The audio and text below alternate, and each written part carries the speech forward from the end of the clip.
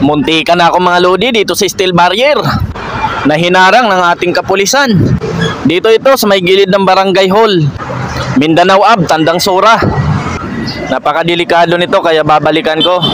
Mag-u-turn lang ako. Ang layo pa naman ng U-turn nito. Araw ng Sabado ngayon, malamang mabibilis ang mga sasakyan dito. Ayan, kita nyo naman, lagpas siya sa bike lane. Napakadelikado nito sa ating mga nagmumotor.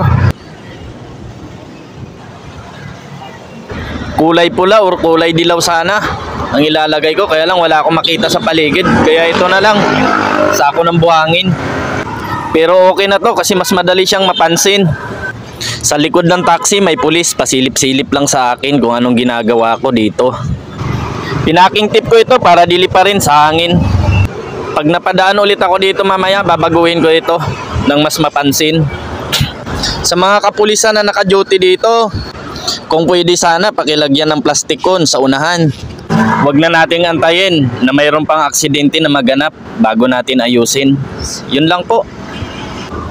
Mag-ingat po tayong lahat. Mag-ingat.